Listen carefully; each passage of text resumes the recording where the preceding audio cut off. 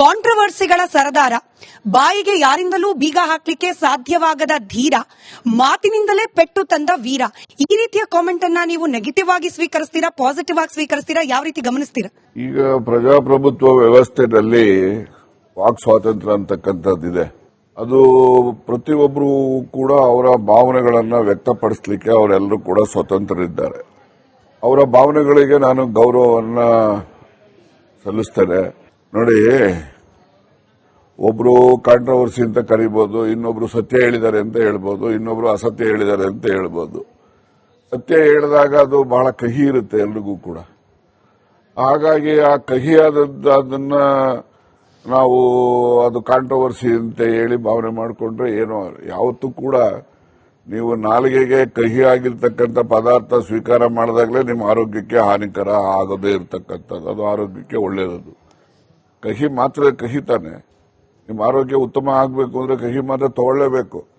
ಹಾಗಾಗಿ ಈ ಕಹಿ ಮಾತುಗಳು ಕೂಡ ಸಮಾಜದ ಒಳತಿಗಾಗಿ ಹೇಳಿದಾಗ ಅದನ್ನ ಸಮಾಜ ಸ್ವೀಕಾರ ಮಾಡುತ್ತೆ ಅಂತ ವಿಶ್ವಾಸ ನನಗಿದೆ. ನಿಮ್ಮ ರಾಜಕೀಯ ವಿರೋಧಿಗಳು ಅಥವಾ ವಿರೋಧ ಪಕ್ಷದವರು ನಿಮ್ಮನ್ನ ಜಗಳಗಂಟ ಅಂತ ಕರೀತಿದ್ದಾರೆ. ಹಾಗೆ ನಿಮ್ಮದೇ ಪಕ್ಷದ ಕೆಲವರು ಕಾರ್ಯಕರ್ತರು ಹಾಗೆ ನಾಯಕರು ಹೇಳ್ತಿದ್ದಾರೆ, ಒಂದ್ ರೀತಿಯಲ್ಲಿ ಕಾಂಗ್ರೆಸ್ ಪಕ್ಷದಲ್ಲಿರುವ ಬಿಜೆಪಿಯ ಯತ್ನಾಳ್ ಮಾದರಿಯ ರಾಜಕಾರಣಿ ಅಂತ. ನೋಡಿ, ನಾನು ಯಾವತ್ತೂ ಕೂಡ ಸುಳ್ಳು ಹೇಳೋದಿಲ್ಲ. ನನ್ನ ರಾಜಕೀಯ ಜೀವನದಲ್ಲಿ ನಾನು ನನ್ನ ಸ್ವಂತಕ್ಕೆ ಇದುವರೆಗೂ ಒಂದೇ ಒಂದು ಸುಳ್ಳು ಹೇಳಿರ್ತಕ್ಕಂಥ ನಿದರ್ಶನ ಯಾರಾದ್ರೂ ಹೇಳಿ ನನ್ನ ಸ್ವಂತಕ್ಕೆ. ಬೇರೆಯವ್ರಿಗೆ ಬೇಕಾದ್ರೆ ಸುಳ್ಳು ಹೇಳಿರ್ತೇನೆ. ಯಾರಿಗಾದ್ರೂ ಒಂದು ಒಳ್ಳೇದಾಗ್ಲಿ ಅನುಕೂಲ ಅಂತ ಹೇಳಿದ್ರೆ ನಾನು ಅವನಿಗೋಸ್ಕರ ಸುಳ್ಳು ಹೇಳಿರ್ತೇನೆ.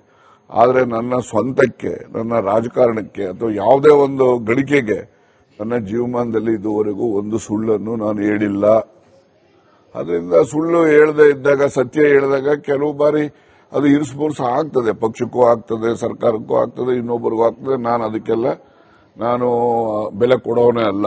ಸತ್ಯವನ್ನ ನಿರ್ಭೀತಿಯಿಂದ ಸದಾಕಾಲ ಹೇಳುವಂಥದ್ದು ನನ್ನ ಜಾಯಮಾನ. ಸಚಿವ ಸ್ಥಾನದಿಂದ ನಿಮ್ಮನ್ನ ತೆಗೆದುಹಾಕಿದ ನಂತರದಲ್ಲಿ ನಿಮ್ಮನ್ನ ಪೆಟ್ಟು ಬಿದ್ದ ಹುಲಿ ಅಂತ ಹೇಳಿ ಕೆಲವರು ಕರೀತಾ ಇದ್ದಾರೆ. ಸರ್, ಎಲ್ರಿಗೂ ಗೊತ್ತಿರೋ ಹಾಗೆ ಪೆಟ್ಟು ಬಿದ್ದ ಹುಲಿ ಸುಮ್ಮನೆ ಕೂರೋದಿಲ್ಲ. ಏನೋ ಒಂದು ಕ್ಯಾಲ್ಕುಲೇಷನ್ ನಡೀತಾ ಇರುತ್ತೆ. ಸದ್ಯಕ್ಕೆ ರಾಜಣ್ಣ ಅವರ ಮನಸ್ಸಿನಲ್ಲಿ ಏನ್ ಕ್ಯಾಲ್ಕುಲೇಷನ್ ನಡೀತಾ ಇದೆ? ನನ್ನ ಇದರಲ್ಲಿ ನಿಮ್ಗೆ ಹೇಳ್ಬೇಕಂದ್ರೆ, ಯಾವತ್ತೂ ನಾನು ಅಧಿಕಾರ ಹುಡುಕೊಂಡು ಓದೋನಲ್ಲ. ಯಾವುದೇ ಅಧಿಕಾರ ನನಗೆ ಬಂದಾಗ ಅಧಿಕಾರವನ್ನ ಜನರಿಗೆ ಬಳಕೆ ಮಾಡಿದ್ದೇನೆ. ಅದರಿಂದ ನನಗೆ ವಿಶ್ವಾಸ ಮತ್ತೆ ಗೌರವನೂ ಕೂಡ ಹೆಚ್ಚಾಗಿದೆ. ನಾನು 1972ರಲ್ಲಿ ಮೊದಲು ನಾನು ವಿದ್ಯಾರ್ಥಿ ಜೀವನ ಮುಗಿದ ಕೂಡಲೇ ನಾನು ಒಬ್ಬ ಸಹಕಾರಿಯಾಗಿ ಬಂದಂತವ್. ನಾನು ಅಲ್ಲಿಂದ ಇಲ್ಲಿನವರೆಗೂ ಸಹಕಾರಿ ರಂಗದಲ್ಲಿ ನಾನು ಹಿಂದೆ ತಿರುಗಿ ನೋಡೇ ಇಲ್ಲ ನಾನು. ನಿಜ ಸರ್, ಆದ್ರೆ ಮಾತಿನಿಂದಾಗಿಯೇ ನಿಮಗೆ ಸಿಗಬೇಕಾದ ಕೆಲ ಅವಕಾಶಗಳು ಕೈ ತಪ್ಪಿಡುತ್ತಾ ಅಂತ ಹೇಳಿ ನಿಮ್ಮ ಅನುಯಾಯಿಗಳು, ಅಭಿಮಾನಿಗಳು ಕೂಡ ಬೇಸರಿಸಿಕೊಳ್ತಾ ಇದ್ದಾರೆ. ನೀವೇ ಹೇಳಿದಾಗ ಅಧಿಕಾರದ ಹಿಂದೆ ನೀವು ಹೋಗ್ಲಿಲ್ಲ. ಅದಕ್ಕೆ ಉದಾಹರಣೆ 70-75ನೇ ವಯಸ್ಸಿನಲ್ಲಿ ನೀವು ಮೊದಲ ಬಾರಿಗೆ ಸಚಿವರಾಗ್ತೀರಿ, ಅದು ಕೂಡ ಕಂಪ್ಲೀಟ್ ಮಾಡ್ಲಿಕ್ಕೆ ಆಗ್ಲಿಲ್ಲ. ಈಗ ದೇವೇಗೌಡರು ಎಷ್ಟು ವರ್ಷ ಪ್ರೈಮ್ ಮಿನಿಸ್ಟರ್ ಆಗಿದ್ರು, ಎಷ್ಟು ವರ್ಷ ಚೀಫ್ ಮಿನಿಸ್ಟರ್ ಆಗಿದ್ರು ಹೇಳಿ. ಹಾಗೇನೆ ಕುಮಾರಸ್ವಾಮಿ ಎಷ್ಟು ವರ್ಷ ಚೀಫ್ ಮಿನಿಸ್ಟರ್ ಆಗಿದ್ರು. ಎಷ್ಟು ವರ್ಷ ನಾವು ಅಧಿಕಾರದಲ್ಲಿ ಇದ್ದೇವೆ ಅನ್ನತಕ್ಕಂಥದ್ದು ಮುಖ್ಯ ಅಲ್ಲ. ನಾವು ಅಧಿಕಾರದಲ್ಲಿ ಇದ್ದಂತ ಸಂದರ್ಭದಲ್ಲಿ ಜನಪರವಾಗಿ ಏನ್ ಮಾಡಿದ್ದೇವೆ ಅಂತಕ್ಕಂಥದ್ದು ಮುಖ್ಯ. ಸರಿ, ಬೇರೆ ರಾಜಕಾರಣಿಗಳು ಅಧಿಕಾರಕ್ಕೋಸ್ಕರ ಸೇಫ್ ಗೇಮ್ ಆಡ್ತಾರೆ. ತಮ್ಮ ಕುರ್ಚಿಯನ್ನು ಉಳಿಸ್ಕೊಳ್ಳೋ ಸಲುವಾಗಿ ಕೆಲವೊಂದ್ ಸತಿ ಸಿದ್ಧಾಂತದಲ್ಲೂ ಕೂಡ ಕಾಂಪ್ರಮೈಸ್ ಆಗ್ತಾರೆ. ರಾಜಣ್ಣ ಅವ್ರು ಯಾಕೆ ಸೇಫ್ ಗೇಮ್ ಆಡ್ತಾ ಇಲ್ಲ ಅಂತ? ನೋಡಿ, ಸೇಫ್ ಗೇಮ್ ಅಂತ ಆಡೋರು ಯಾರಿದ್ದಾರೆ? Those are all the hypocrites. ಅವ್ರು ರಾಜಕಾರಣದಲ್ಲೂ ಇದ್ದಾರೆ, ಅಧಿಕಾರದಲ್ಲಿದ್ದಾರೆ, ನಿಜ ಜೀವನದಲ್ಲೂ ಕೂಡ ಇದ್ದಾರೆ.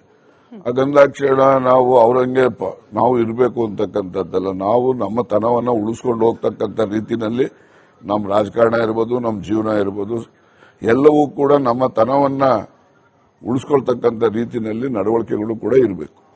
ನಿಮ್ಮ ತನ ಅಂದ್ರೆ ಏನು ಸರ್? ಇತ್ತೀಚಿನ ರಾಜಕೀಯ ಈ ಚದುರಂಗದಾಟದಲ್ಲಿ ರಾಜಣ್ಣ ಅವರ ವೈಯಕ್ತಿಕವಾದ ಗೇಮ್ ಪ್ಲಾನ್ ಯಾವ ರೀತಿಯಾಗಿರುತ್ತೆ?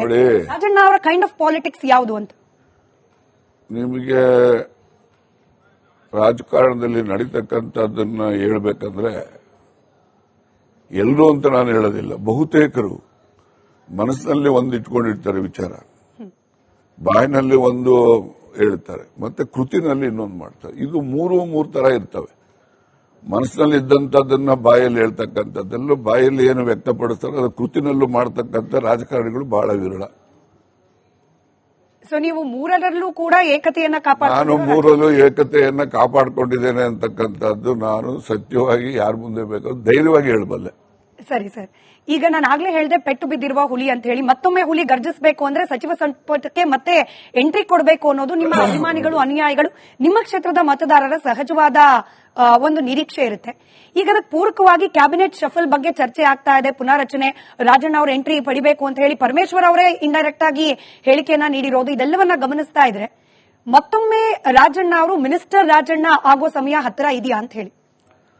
ನಾನು ನನ್ನ ಜೀವನದಲ್ಲಿ ಯಾವತ್ತೂ ಅಧಿಕಾರವನ್ನ ಹುಡುಕೊಂಡು ಹೋದವನೇ ಅಲ್ಲ. ನಾನು ಹಾಗೆ ಅಧಿಕಾರ ಹುಡುಕೊಂಡು ಹೋಗ್ಬೇಕು ಅಂತ ಇದ್ದಿದ್ರೆ 78ರಲ್ಲೇ ನಾನು ಶಾಸಕ ಇರ್ತಾ ಇದ್ದೆ. ನಮಗೆ ಆಗಿನ ಇದರಲ್ಲಿ ಏನಂದ್ರೆ ನಮ್ಮ ಜೊತೆಲಿದ್ದಂತ ಲೀಡರ್ಗಳು ನಮ್ಮ ಜಿಲ್ಲೆನಲ್ಲಿ ನಮಗೆ ಹೆಚ್ಚು ಗೌರವ ಕೊಡ್ತಾ ಇದ್ರು. ಎಲ್ಲ ಪಾರ್ಟಿಯವರು ನಮ್ಮನ್ನ ಪ್ರೀತಿಸ್ತಾ ಇದ್ರು. ಹಾಗಾಗಿ ನಮಗೆ ಈ ರಾಜಕೀಯ ಅಧಿಕಾರದ ಮಹತ್ವ ನಮಗೆ ಅಷ್ಟೊಂದು ಅರ್ಥ ಮಾಡ್ಕೊಳ್ಳೋದಕ್ಕೆ ನಾನು ಹಿಂದೆ ಬಿದ್ದುಬಿಟ್ಟೆ.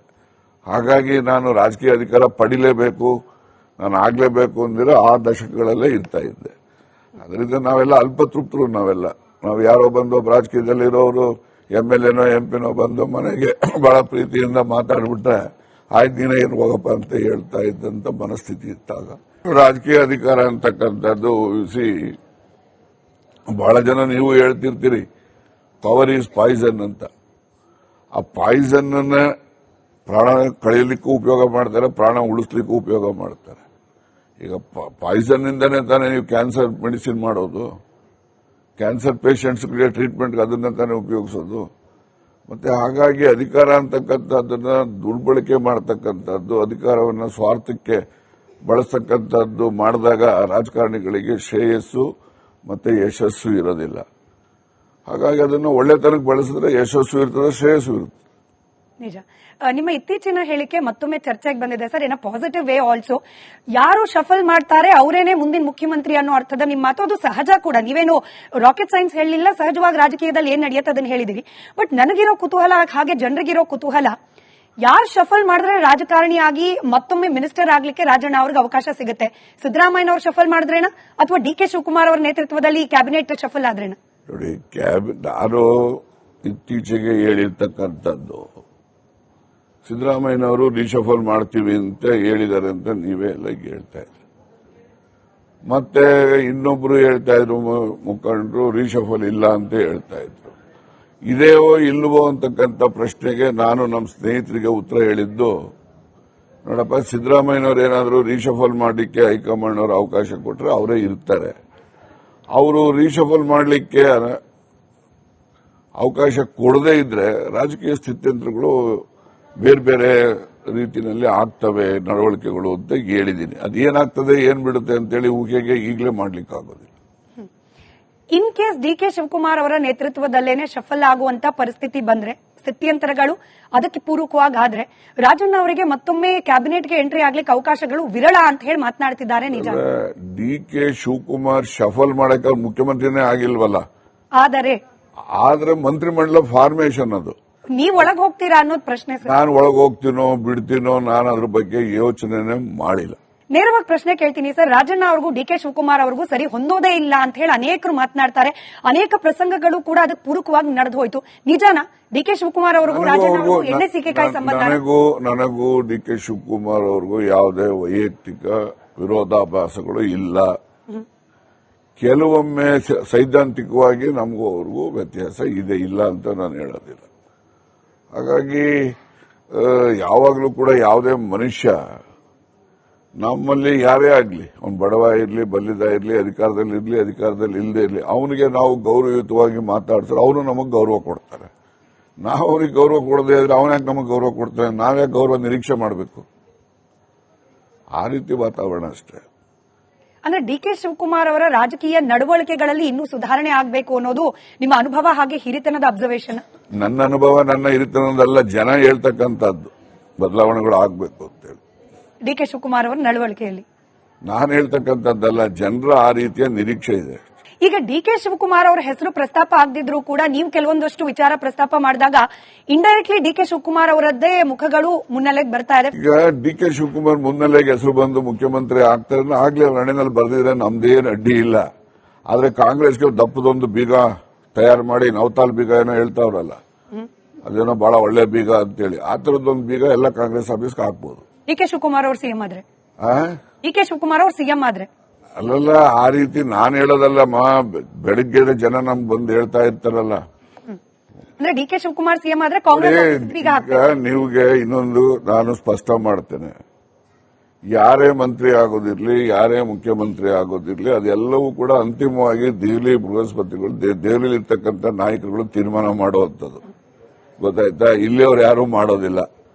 ಅದರಿಂದ ಅವ್ರು ಏನ್ ತೀರ್ಮಾನ ಮಾಡ್ತಾರೆ ಅದನ್ನ ದೆಹಲಿನಲ್ಲಿ ಏನ್ ತೀರ್ಮಾನ, ಬಿಜೆಪಿನಲ್ಲೂ ಅಷ್ಟೇ, ಕಾಂಗ್ರೆಸ್ ಪಾರ್ಟಿನಲ್ಲೂ ಅಷ್ಟೇ, ಅಂತಿಮವಾಗಿ ಇವರೆಲ್ಲ ಅಭಿಪ್ರಾಯ ಕೇಳ್ತಾರೆ ಅಂತ ನಾನು ಅನ್ಕೊಂಡಿದ್ದೀನಿ. ಅಭಿಪ್ರಾಯ ಕೇಳಿ ಅಂತಿಮವಾಗಿ ಅವ್ರು ನಿರ್ಣಯ ತಗೊಳ್ತಾರೆ, ಆ ನಿರ್ಣಯ ಜಾರಿಲಿರುತ್ತೆ. ಡಿ ಕೆ ಶಿವಕುಮಾರ್ ಅವರು ಒಂದು ಅರ್ಥದಲ್ಲಿ ಕಾಂಗ್ರೆಸ್ ಹೈಕಮಾಂಡ್ ನ ಬ್ಲೂ ಐಡ್ ಬಾಯ್ ಆಗಿದ್ದಾರೆ ಅಂತ ಹೇಳಿ ನೀವೇ ಹೇಳಿದ ಹಾಗೆ ಅನೇಕ ತಪ್ಪುಗಳು ಕಾಂಗ್ರೆಸ್ ಪಾರ್ಟಿಯ ಅಧ್ಯಕ್ಷರಾಗಿ, ಕಾಂಗ್ರೆಸ್ ಪಕ್ಷದ ಒಬ್ಬ ನಾಯಕನಾಗಿ ಡಿ ಕೆ ಶಿವಕುಮಾರ್ ಅವರು ಕೂಡ ಮಾಡಿದ್ದಾರೆ. ಬಟ್ ಅವರ ವಿರುದ್ಧ ಹೈಕಮಾಂಡ್ ಆಕ್ಷನ್ ತಗೊಳ್ಳೋ ಗೋಜಿಗೆ ಹೋಗ್ತಾ ಇಲ್ಲ. ಈಗ ನೋಡಿ, that is all left to the Congress high command. ಅದರಲ್ಲಿ ನಮ್ದೇನು ಪಾತ್ರನೂ ಇಲ್ಲ, ನಾವೇನು ಹೇಳಾಗೂ ಇಲ್ಲ. ನಾವು ಅಭಿಪ್ರಾಯ ಕೇಳಿದ್ರೆ ಹೇಳ್ತೀವಿ, ಕೇಳದೇ ಇದ್ರೆ ನಾವೇ ಕೇಳಕ್ ಹೋಗೋಣ, ನಮ್ಮ ಪಾಡಿಗೆ ನಾವು ಸುಮ್ಮನೆ ಇರ್ತೀವಿ. ಅದರಿಂದ ಅಂತಿಮವಾಗಿ ಯಾವುದೇ ಒಂದು ನಿರ್ಣಯ ಏನೇ ಆಗಬೇಕಾದ್ರೂ ಕೂಡ ಇದು ದೆಹಲಿಯಿಂದನೇ ಆಗ್ತಕ್ಕಂಥದ್ದು. ರಾಷ್ಟ್ರೀಯ ಪಕ್ಷಗಳಲ್ಲಿ ಕಾಂಗ್ರೆಸ್ ಇರಲಿ, ಬಿಜೆಪಿ ಇರಲಿ, ಯಾವುದೇ ಪಾರ್ಟಿ ಇರಲಿ, ರಾಷ್ಟ್ರೀಯ ಪಕ್ಷಗಳಲ್ಲಿ ನಿರ್ಣಯಗಳು ಆಗ್ತಕ್ಕಂಥದ್ದು ದೆಹಲಿನಲ್ಲಿ. ಆ ದೆಹಲಿ ನಿರ್ಣಯ ಏನಾಗ್ತದೆ ಆ ನಿರ್ಣಯ ಎಲ್ಲರೂ ಕೂಡ ಒಪ್ಪಿಕೊಂಡು ಪಾಲಿಸಿಕೊಂಡು ಹೋಗ್ತಕ್ಕಂಥದ್ದು ಸಂಪ್ರದಾಯ ಇದೆ, ನಡೀತಾ ಇದೆ. ನಾನು ಡಿ ಕೆ ಶಿವಕುಮಾರ್ ಅವ್ರ ರಿಲೇಟೆಡ್ ಆಗಿ 2 ಪ್ರಶ್ನೆ ಕೇಳಿ ಸಿದ್ದರಾಮಯ್ಯ ಅವ್ರ ಬಗ್ಗೆ ಕೂಡ ಪ್ರಶ್ನೆ ಕೇಳೋಕಿದೆ.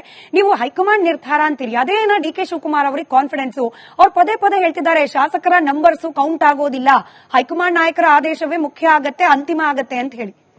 ನೋಡಿ, ನಿಮಗೆ ಹಿಂದಿನ ಇತಿಹಾಸ ಹೇಳ್ಬೇಕಂದ್ರೆ 72ರಲ್ಲಿ ದೇವರಾಜ ಅರಸು ಮುಖ್ಯಮಂತ್ರಿ ಆದ್ರು, ಅವರು ಶಾಸಕರೇ ಆಗಿರಲಿಲ್ಲ. ಆಗ ಉಮಾಶಂಕರ್ ದೀಕ್ಷಿತ್ ಅಂತಕ್ಕಂಥವರು ಅಬ್ಸರ್ವರ್ ಆಗಿ ಇಲ್ಲಿ ಬಂದರು, ಶಾಸಕರ ಅಭಿಪ್ರಾಯ ಕೇಳಿದ್ರು. ಅಭಿಪ್ರಾಯ ಏನ್ ಬಂತು ಅಂತಕ್ಕಂಥದ್ದನ್ನ ಆ ದಿವಸ ಇಂದಿರಾ ಗಾಂಧಿ ಅವರು ಬಾಂಗ್ಲಾದೇಶದಲ್ಲಿದ್ರು. ಅವತ್ತು ಅವ್ರಿಗೆ ಸಂಪರ್ಕ ಮಾಡಿ ಈ ರೀತಿ ಶಾಸಕರ ಅಭಿಪ್ರಾಯ ಬಂದಿದೆ ಅಂತಕ್ಕಂಥದ್ದನ್ನು ಅವ್ರಿಗೆ ಮನವರಿಕೆ ಮಾಡಿದ ಮೇಲೆ ಅವರು ಶಾಸಕರಲ್ಲದೆ ಇದ್ರೂ ಕೂಡ ಅವರು ಲೀಡರ್ ಆಗಿ ಎಲೆಕ್ಟ್ ಆಗ್ತಾರೆ. ಇದು ಕಾಂಗ್ರೆಸ್ನಲ್ಲಿ ಬರ್ತಕ್ಕಂಥದ್ದು. ಅವತ್ತು ಶಾಸಕರು ಹೇಳದೇ ಇದ್ರೆ ದೇವರಾಜ ಅರಸು ಚೀಫ್ ಮಿನಿಸ್ಟರ್ ಆಗ್ತಾ ಇದ್ರು. ಮತ್ತೆ ಇನ್ನೊಂದು ನನಗೆ ಇಸ್ವಿ ನಿರ್ದಿಷ್ಟವಾಗಿ ಹೇಳಲಿಕ್ಕೆ ಬರ್ತಾ ಇಲ್ಲ, ಕೃಷ್ಣ ಅವರು ಮತ್ತೆ ವೀರಪ್ಪ ಮೊಯ್ಲಿ ಅವರು ಮುಖ್ಯಮಂತ್ರಿ ಆದಂತ ಕಾಲದಲ್ಲಿ ಶಾಸಕರ ಅಭಿಪ್ರಾಯ ಕೃಷ್ಣ ಅವ್ರ ಪರವಾಗಿತ್ತು. ಕರುಣಾಕರನ್ ಏನ್ ಕೇರಳದಲ್ಲಿದ್ದಂತಹ ಮುಖಂಡರಿದ್ರು, ಅವರು ಪಿ ವಿ ನರಸಿಂಹರಾವ್ ಮೇಲೆ ಒತ್ತಡ ತಂದು ವೀರಪ್ಪ ಮೊಯ್ಲಿ ಅವರನ್ನ ಮುಖ್ಯಮಂತ್ರಿ ಅಂತ ಘೋಷಣೆ ಮಾಡಿದ್ರು. ಆ ವೀರಪ್ಪ ಮೊಯ್ಲಿ ಒಂದೇ ಒಂದು CLP ಮೀಟಿಂಗ್ ಫೇಸ್ ಮಾಡಕ್ಕಾಗಲಿಲ್ಲ. ಹಾಗಾಗಿ ಶಾಸಕರುಗಳ ಅಭಿಪ್ರಾಯನೂ ಮುಖ್ಯ, ಮತ್ತೆ ಹೈಕಮಾಂಡ್ನ ಆಶೀರ್ವಾದನೂ ಮುಖ್ಯ. ಎರಡೂ ಇರಬೇಕು. ಎರಡೂ ಇಲ್ಲದೆ ಇದ್ರೆ ಒಂದಿಲ್ಲದೆ ಏನು ಪ್ರಯೋಜನ ಆಗೋದಿಲ್ಲ. ಸರಿ ಸರ್, ನನಗೆ ಇದೊಂದು ನೇರವಾದ ಪ್ರಶ್ನೆಗೆ ಉತ್ತರ ಬೇಕು. Can D K become CM? ಮುಖ್ಯಮಂತ್ರಿ ಆಗ್ತಾರಾ ಡಿ ಕೆ ಶಿವಕುಮಾರ್ ಅವರು? ಅದು that is known only to the high command. Right sir. ಸಿದ್ದರಾಮಯ್ಯನವರು ಹಾಗೆ ಅರಸರು ನಿಮಗೆ ಬಹಳ ಅಚ್ಚುಮೆಚ್ಚಿನ ರಾಜಕಾರಣಿಗಳು ಅಂತ ಹೇಳಿ ನೀವು ಅನೇಕ ಬಾರಿ ಹೇಳಿದ್ದೀರಿ. ಯಾಕೆ ಹೀಗೆ? ಸಿದ್ದರಾಮಯ್ಯನವರ ರಾಜಕಾರಣ, ಆ ರಾಜಕಾರಣದ ಹಾದಿ ರಾಜಣ್ಣ ಅವರಿಗೆ ಅಷ್ಟು ಇಂಪ್ರೆಸಿವ್ ಅನ್ಸ್ಲಿಕ್ಕೆ ಕಾರಣ ಏನು ಅಂತ ಹೇಳಿ? ಸಿದ್ದರಾಮಯ್ಯನವ್ರದ್ದು ಅವರು ಒಂದು ಗ್ರಾಮೀಣ ಭಾಗದಿಂದ ಬಂದಂತವ್ರು, ಶಿವಕುಮಾರ್ ಕೂಡ ಗ್ರಾಮೀಣ ಭಾಗದಿಂದ ಬಂದಂತವ್ರು. ಆದರೆ ಸಿದ್ದರಾಮಯ್ಯನವರ ಜೀವನ, ಅವರ ರಾಜಕೀಯ ಏರುಪೇರುಗಳು ನೀವು ನೋಡಿದಾಗ ಒಬ್ಬ ಹೊರಟು ಗ್ರಾಮೀಣ ಸ್ವಭಾವದ ಗುಣ ಇರ್ತಕ್ಕಂಥ ಮನುಷ್ಯ. ಹಸಿವು ಅಂತಕ್ಕಂಥದ್ದು ಇದೆಯಲ್ಲ, ನೀವು ಬೇರೆ ಬೇರೆ ಎಲ್ಲರೂ ಕೂಡ ನೀವು ಎಕ್ಸ್ಪ್ಲೈನ್ ಮಾಡಬಹುದು. ಆದರೆ ಹಸಿವು ಹೇಗಿರುತ್ತೆ ಅನ್ನೋದನ್ನ ಯಾರನ್ನ ಹೇಳಿ ನೋಡೋಣ, ಯಾರಿಗೂ ಹೇಳಕ್ ಬರೋದಿಲ್ಲ. ಯಾರು ಅನುಭವಿಸಿರ್ತಾರೋ ಅವನಿಗೆ ಮಾತ್ರ ಗೊತ್ತಿರ್ತದೆ. ಹಾಗಾಗಿ ಅವರು ಬಡವರ ಪರವಾಗಿ, ಹಳ್ಳಿಗಾಡಿನ ಜನರ ಪರವಾಗಿ, ಮತ್ತೆ ಆ ರೀತಿ ಹೇಳ್ತಾ ಹೋದ್ರೆ 100 ಇದಾವೆ. ಈಗ ಶೂಭಾಗ್ಯದ್ದು ನಾನು ಹೇಳಿದೆ, ನಾನು ಶೂಭಾಗ್ಯದ್ದೇನಂತ ನಾನು ಒಂದ್ಸರಿ ಮಂಗಳೂರಿಂದ ಬರ್ತಾ ಇದ್ದೆ. 4 ಗಂಟೆ ನಾವು ಗ್ಲಾಸ್ ಇಳಿಸಿದ್ರೆ ಸಾಕು ಬಿಸಿಲು ಹೊಡೆಯೋದು ಮುಖಕ್ಕೆ. ಪಾಪ ಸ್ಕೂಲ್ ಬಿಟ್ಟಿರೋ ಮಕ್ಕಳು ಬರೀ ಕಾಲಲ್ಲಿ ನಡ್ಕೊಂಡು ಹೋಗೋರು. ನಾನು ನನ್ನ ಕ್ಷೇತ್ರದಲ್ಲಿ ಒಂದು ಸಭೆಗೆ ಬಂದಾಗ ನಾನು ಅವ್ರಿಗೆಲ್ಲ ಮಕ್ಕಳಿಗೆ ಬಟ್ಟೆ ಕೊಟ್ಟು, ಯೂನಿಫಾರ್ಮ್ ಕೊಟ್ಟಿದ್ದೀವಿ, ಪುಸ್ತಕ ಕೊಟ್ಟಿದ್ದೀವಿ, ಎಲ್ಲ ಕೊಟ್ಟಿದ್ದೀವಿ. ಬರೀ ಕಾಲಲ್ಲಿ ಬರ್ತಾರೆ ಸ್ಕೂಲ್ಗೆ, ಶೂ ಬೇಕು, ಬೇಸಿಗೆ ಕಾಲದಲ್ಲಿ ನಡೆಯೋಕ್ಕಾಗೋದಿಲ್ಲ, ಹಾಗೆ ಹೀಗೆ ಅಂತ ಒಂದು ಒತ್ತಾಯ ಮಾಡಿದೆ ಸಾರ್ವಜನಿಕ ಸಭೆಯಲ್ಲಿ. ಅವರೇ ಎಲ್ಲ ಆಗ್ತದೆ ಅವೆಲ್ಲ ಸುಮ್ಮನೆ ಹಂಗೆ ಹಿಂಗೆ ಅಂತ ನಾನು ಬಿಡ್ಲಿಲ್ಲ, ಹಠ ಮಾಡಿದೆ. ಮತ್ತೆ ತಿರ್ಗಾ ಅದು ಅವರು ಕಡೆಗೆ ಏನ್ ಹೇಳಿದ್ರು ಅಂತ ಹೇಳಿದ್ರೆ, ನೆಕ್ಸ್ಟ್ ಬಜೆಟ್ ಅಲ್ಲಿ ನಾನು that was in the month of September ಅಥವಾ ಅಕ್ಟೋಬರ್ ಎಲ್ಲ ಇರಬಹುದು, ಅವರು ನನ್ನ ಒತ್ತಡಕ್ಕೆ ಅವರು ಬೇರೆ ಉತ್ತರ ಇಲ್ಲದೆ ನೆಕ್ಸ್ಟ್ ಬಜೆಟ್ ಅಲ್ಲಿ ಇದನ್ನ ಯೋಚನೆ ಮಾಡ್ತೀನಿ ಅಂತ ಹೇಳಿದ್ರು. ತಿರ್ಗಾ ನನಗೆ ಇನ್ನೊಂದ್ಸರಿ ಕರೆದು ಆಗಲ್ಲ ಕಣೆ ಅದು ಸೇರಿಸೋದಕ್ಕೆ ಬಜೆಟ್ ಅಲ್ಲಿ ಎಂದು ನಾನು ಹೇಳಿದೆ, ನೀವೇನೋ ಸೇರ್ಲಿಲ್ಲ ಅಂದ್ರೆ ಅಸೆಂಬ್ಲಿ ಬಜೆಟ್ ಪುಸ್ತಕ ಅವ್ರದ್ದು ಎಸ್ಬಿಡ್ತೀನಿ ಅಂದೆ. ಅವ್ರು ಆಮೇಲೆ ಅವನಂತವನೇ ಕಂಡ್ರೆ ನೋಟಿಸ್ ಸೇರಿಸಿದ್ದೇಳಿ ಸೇರಿಸಿದ್ರು. 54 ಲಕ್ಷ ಮಕ್ಕಳಿಗೆ 54 ಕೋಟಿಯಷ್ಟು ಹಣ ಅದಕ್ಕೆ ವ್ಯಯ ಆಗ್ತದೆ ಅಂತ ಬಜೆಟ್ ಬುಕ್ ಅಲ್ಲಿ ಬಂತದ್ದು.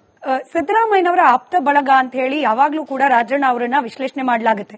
ಆದ್ರೆ ಹಾಗಿರುವ ಆಪ್ತನನ್ನ ಬಚಾವ್ ಮಾಡ್ಕೊಳ್ಳಿಕ್ಕೆ ಸಿದ್ದರಾಮಯ್ಯನವರು ಇನ್ನೂ ಸ್ವಲ್ಪ ಪ್ರಯತ್ನ ಮಾಡಬಹುದಿತ್ತೇನೋ ಅನ್ನೋ ಆರೋಪ ಕೂಡ ಇದೆ, ಕೊರಗು ಕೂಡ ಇದೆ. ನಾನು ಸಿದ್ದರಾಮಯ್ಯನವರು ನನ್ನ ಬಗ್ಗೆ ಇಟ್ಟಿರ್ತಕ್ಕಂಥ ಅಭಿಮಾನಕ್ಕೆ I am hats off to him. ಅವರು ನನ್ನನ್ನ ಉಳಿಸ್ಕೊಳ್ಳೋದಿಕ್ಕೆ ಅವರು ಅವರ ಇತಿಮಿತಿನಲ್ಲಿ ಏನ್ ಪ್ರಯತ್ನ ಮಾಡಬೇಕೋ ಮಾಡಿದ್ದಾರೆ. ಅದರಲ್ಲಿ ಯಾವುದೇ ಅನುಮಾನ ನಾನು ಇಟ್ಕೊಂಡಿಲ್ಲ. ಮತ್ತೆ ಇದು ಹೈಕಮಾಂಡ್ ತೀರ್ಮಾನದಿಂದ ಬಂದಿರತಕ್ಕಂಥ ಹಿನ್ನೆಲೆಯಲ್ಲಿ ಅವರು ಕೂಡ ಅವರ ಕೈಗಳು ಕೂಡ ಕಟ್ಟಿರ್ತವೆ. ಅದೆಲ್ಲ ನನಗೆ ಅರ್ಥ ಆಗ್ತದೆ. ಅದರಿಂದ ನಾನು ಅವ್ರನ್ನೇನು ದೂಷಣೆ ಮಾಡಕ್ಕೇನು ಹೋಗೋದಿಲ್ಲ. ಆಮೇಲೆ ಮಂತ್ರಿ ಕೆಲಸ ಹೋಯ್ತು ಅಂತೇಳಿ ನನಗೆ ಯಾವುದು ನಿರಾಶೆನೂ ಇಲ್ಲ.